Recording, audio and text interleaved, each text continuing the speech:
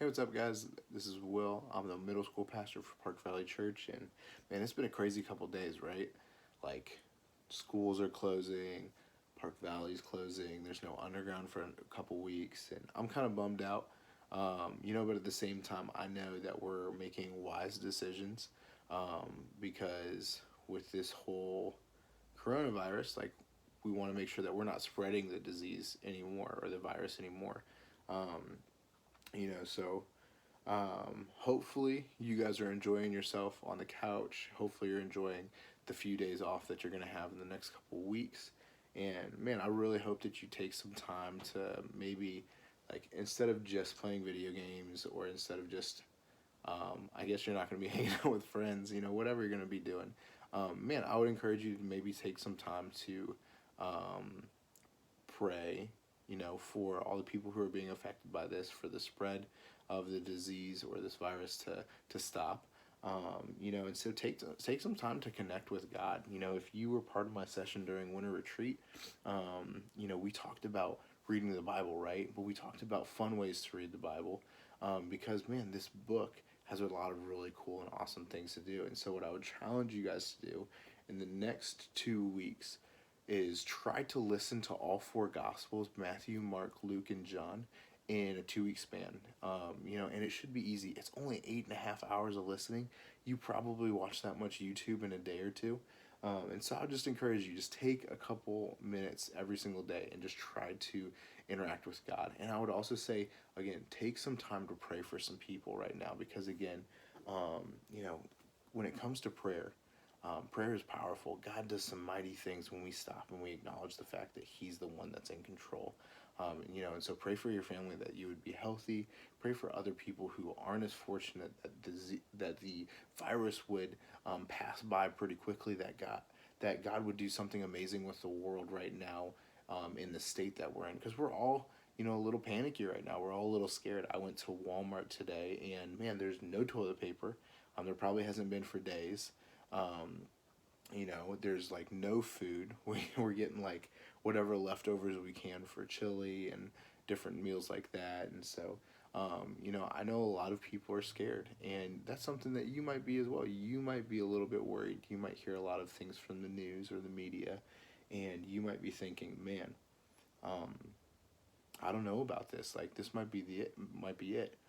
And we're not going to talk about that today. We're not going to be talking about end times or anything like that. And if you have questions about it, feel free to approach me or send me a DM or something like that. But what we are going to talk about is, we're going to be talking about the idea of fear. We're going to be talking about the fact that God has bigger plans than the fear that is in our life, and that God is really bigger than the fear in our life. And uh, you know, because again, I think a lot of people are scared and worried right now. And so, not just focusing on the coronavirus in particular, but just focusing on the fact that we cannot let fear rule our lives. Now, I'm not saying we don't have healthy respects and we don't make wise decisions, but I am saying that we need to make sure that we are following what God has to say about fear and not letting it control us. And so a great example of that is when I was growing up, Jurassic Park had just come out, and man, it was so exciting to watch Jurassic Park when I was 5. My parents let me watch it when I was 5. It was on TV, which usually means it's a little bit more edited. And man, I had nightmares for a month after that. I loved the movie, but every time I would go to sleep, I would wake up and I would be so scared because that would basically end the dream with me getting jumped by a raptor. And I like turn around, I'm like, ah, you know. But as that movie continued to become popular, they started making toys, and they made this one toy that was really cool. It was a T-Rex that could eat a human like figure that was about 3 or 4 inches tall, and then you could pull it out through its stomach. It was like this latex stomach. It was really, really cool. And so the other day around Christmas, I'm walking around a store, and I find this T-Rex that's very similar to when I was growing up. And I have a son who's almost 2 years old, and he doesn't need it because he doesn't understand dinosaurs at this point. Like, he likes them, but he doesn't really play with toys that way right now. And so But instead of being wise, I was like, I really want to get this for my son because it was exciting for me, right? Because I grew up with that. And so I'm so excited. I talked my wife into letting me get this for our son for Christmas. And so we buy this T Rex. Now, this T Rex is massive. Like, it's big. You guys ready to see it? It's a huge T Rex. Right? This T Rex is as big as my son. It's 44 inches long, maybe centimeters. I don't know. It's long, right? And so it's this really cool T Rex. It roars, you know, all that stuff. And so I was super excited about this toy, and to give it to my son. So then we get it out, we give it to my son, and he hates it. He ran away from it. He's so scared of it. And, it kind of was disappointing because I was so excited for him to love this T-Rex just like I did when I was growing up. But because it's something that he doesn't fully understand, because it's something that's as big as him, because it roars, he's afraid of it. And every time, he has this playroom, and every time the T-Rex is right at the front of that playroom, he won't go into the playroom because he's so scared of the T-Rex. And I always tell him, like, Sammy, it's okay. You can just push him over. It's not a big deal. And he just won't do it. He's afraid of the T-Rex. And, for us, a lot of times when we look at the different things in our lives, whether it's, we really want to try out for a sports team, but we're afraid of getting rejected, or, there's like we're taking a test, but we get overwhelmed by the test because we're so worried we're going to fail it, or even when it comes to talking to a girl or a guy, like we get overwhelmed, or we don't want to post something on social media that we're proud of because we're afraid we're going to get made fun of, or we're afraid to really be ourselves because we're afraid of what other people will say. Well, when we do that, we're allowing fear to control us. And while I understand that fear is sometimes a good thing, when we have a healthy respect for sharks, like that just makes sense, right? Like sharks are dangerous. When we're in the water, we shouldn't go into the water with pockets full of fish. That doesn't make sense, right? If the lifeguard tells us to exit the water when there's a thunderstorm, we know that we should do that because thunderstorms are dangerous, and lightning is dangerous, and so there's a healthy respect for certain things in our lives, right? We know to look both ways before we cross the street because we're not going, like, cars are dangerous when we're not paying attention to them. And so when we have a healthy respect for things, that's one thing. But when we let it control us, like my son with the T-Rex, that's a completely different thing. And so what I'd say is that when we look at the Bible doesn't talk about being afraid of things. The Bible talks about trusting in God, and so if you want, you can open up to 2 Timothy 1, chapter 7, but I'm just going to read it right here. But 2 Timothy 1, or 2 Timothy 1, 7 says this: "For God has not given us a spirit of fear and timidity, but of power, love, and self-discipline." Man, and that's such an awesome verse because it's talking about the fact that, God has given us the ability to be strong and courageous because of him, right? That we're supposed to have a spirit of power, of love, and self-discipline, that we are supposed to focus on God, and we're not supposed to let life control us. We're not supposed to be quiet and reserved when it comes to the crazy things that are going on in our lives, but we're supposed to be bold and trust in God, and a lot of times what ends up happening is, we want to trust in God, but it's hard sometimes, right? Because we never know what's going to happen. We always worry about things. We love to think about what if this happens. What if, I know that when there's a lot of talk of China and just the arguments that were going on between America and China, there's a lot of people who were afraid of World War III, and with other countries too, and other, different things. Anytime something flares up in the news or media, we're always so afraid that something crazy is going to happen, right? That it's going to be more than just conversations or more than just people being upset. And, what happens is we get so overwhelmed by that we start not wanting to do certain things, or we start not believing in certain things, or we start kind of pulling away from God because we worry, right? But in Proverbs 12:25, it says this: "Worry weighs a person down, an encouraging word cheers a person up. What usually happens is we get so worried, and so every time we hear anything, or even what happens is we'll get into underground, and anytime somebody sneezes, we'll say coronavirus, coronavirus, or anytime that we hear of anything kind of going sideways, we're automatically like, well, the world is going to end. But man, what are we doing to be encouraging to other people? How are we building people up? How are we helping people see where Jesus is at? You know, and then the last two verses I want to just read through really quick is Joshua 1:9, which says, "This is my command: be strong and courageous. Do not be afraid or discouraged, for the Lord God, your God, is with you wherever you go." Because when it comes to this idea of following Jesus, we need to remember that God is with us, that God has told us to be strong and courageous, that He has called us to be Christ followers. And Jesus was a bold guy. He said a lot of things that upset a lot of people. And so we need to not worry about what other people think about us, even though we're in middle school. And I know, man, with middle school, I feel like you say something embarrassing and you almost live that for the rest of your life, right? The rest of middle school. But the reality is that it's just a couple years, or it's just a couple months, and then you move on, or people forget sometimes the next day. But the fact is that God has called us to be bold and courageous. And so whether that's talking to somebody about Jesus, or whether that's, being encouraging when everybody else just wants to focus on all the bad things that are happening right now, or whether it's, encouraging our parents when things are starting to be a little bit crazy at home because, you've been home for a couple days, your other siblings have been home for a couple days, and your parents are working at home, right? And so just taking some time to really just reflect on God and reflect on the fact that He's got our situations covered.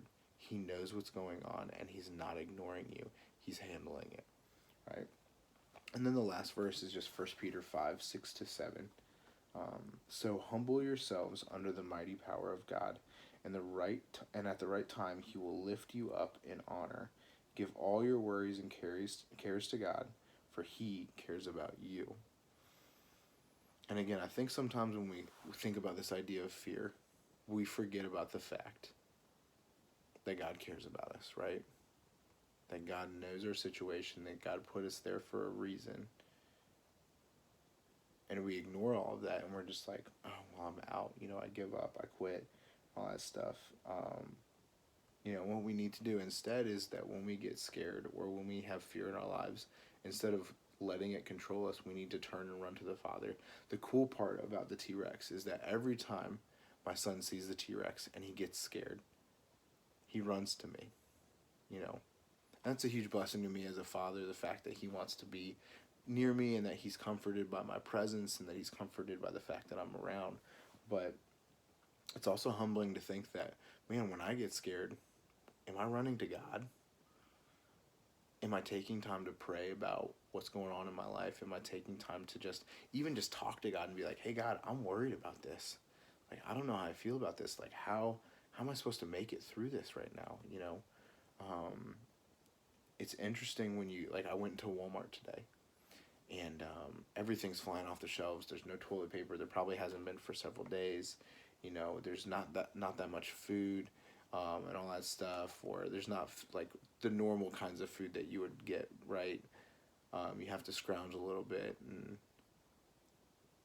at a certain point, I was just sitting there, and I started to panic a little bit. But I had to take a second to acknowledge the fact that, man, like, it's gonna be okay. We're not gonna starve, like, the world is not gonna end because of this. Like, there are crazier and bigger things yet to come, but I have a crazy big God, and He's not done. And so when it comes to this whole situation, guys, when it comes to the fear that you might have, whether it's this virus, or whether it's how you're going to do on a test when you get back to school, or whether it's, you're ready for ninth grade or not, don't let that fear take you away from what God's doing in your life. Because, man, I know a lot of you, and I know God's doing some pretty cool things in your lives, whether you know it or not. He's making you really good at a certain athletic, or he's making you super patient with your siblings, or he's making you the best friend that you could possibly be to a certain person who just absolutely needs you. When things get difficult, when things get scary, don't linger or don't stay on that scared, being scared. Continue through, power through, and focus on the fact that God has you covered. He brought you into that situation, and at the right time, He will lift you up in honor. And so again, I hope you guys just remember that God is bigger than our greatest fear. That there's nothing that life can throw at you that is going to be bigger than God. We have a God. If you are old school and you listen to like Veggie Tales, like you've probably heard the song "God is bigger than the boogeyman." And the reality is, like, when we're little, we're afraid of the monsters under our bed.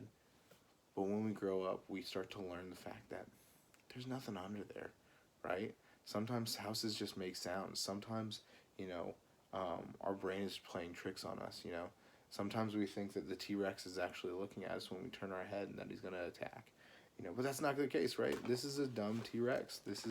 He's stupid. He's extinct. I'm not, and my God is bigger than that. God is bigger than our greatest fear, even if it's a 44-inch T-Rex. And, what I would encourage you guys to do this week, I have 3 things for you, just like always, right? And I know you don't have any homework from school, so I'm going to give you some homework. But the first thing I want you to do, as far as trying to not let fear control you this week, is this. The first thing is stop and just take a second to think about what is the positive aspect of this situation, right? What is something good that's coming from, you having to stay home from school? What is something good that's coming from the fact that you don't feel as prepared for this test? Or what is something good about the fact that you're nervous about asking somebody a certain question or saying something about yourself? What is God telling you in that situation? And just take a second to focus on that rather than on the negative, because you're going to come up with a lot of negative reasons why you should or shouldn't do something or why you should be scared. But at the end of the day, God has you covered. And so focus on the things that God is going to do or that could come from the situation that are beneficial, because that's going to help you kind of push away kind of the negativity and kind of that fear that's building up inside of you. The second thing is, I want you to be an encouragement to others right now. When people are worried about different things, whether it's virus or money because people aren't going to work right now, or just different things like that. I don't know what it looks like in your life or with your friends' lives, but be an encouragement. Encourage that person to say, hey, it is going to be just fine. Like, I'll be praying for you.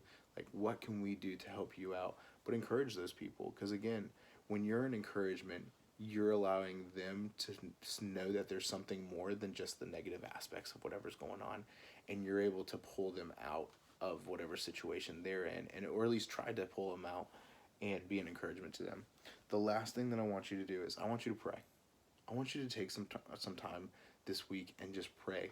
After we're done with this message right here, what I want you to do is turn on some worship music, turn on some music without words, and just sit there quietly and just pray for a couple minutes. It doesn't have to be 30 minutes. It can be 5 minutes, but just pray for the families that are being affected by this virus. Pray for families that are struggling with finances. Pray for friends who, you know, have concerns about different things going on in the world. Pray for friends who are, who have questions about who they are, about whether they're loved. And I think that when we start praying for other people, it's so important because we're acknowledging that God is in control, And so Psalm 55:22 says this: give your burdens to the Lord and he will take care of you. He will not permit the godly to slip and fall. And guys, again, remember, at the end of the day, no matter what's going on, when we focus on God, when we cast our anxieties and our burdens on him, we're letting God take care of the situation, and we're just kind of along for the ride. And so I hope that you guys just remember that God is bigger than your greatest fear. And that right now, while it stinks that we don't have underground, man, don't worry, because we'll be back. It's just going to be a couple weeks. And you should definitely check out next week, because next week is going to be so much fun. It's actually going to be a variety show, so we're going to have like a game. We're going to be goofing off and stuff like that. But so definitely check out next weekend. It's going to be amazing. Zach Kiter's going to be on. He's the high school pastor. Allison Thompson's going to be on. She's our Connect Group guru, whatever you want to call her. And then we have John Meeker on. He's our student ministry intern, and he is just great. I'm so excited to have them all. And so, feel free to DM me if you have questions. Feel free to text me if you have my phone number. But I'm excited to talk to you guys and see you in a couple weeks. So enjoy the break, rest, read through Matthew, Mark, Luke, and John in 2 weeks, and take some time to pray in the next couple, like right after this message, and in the next couple days. Try to make it a daily thing. You won't do it. All right. I'll see you guys later. Bye.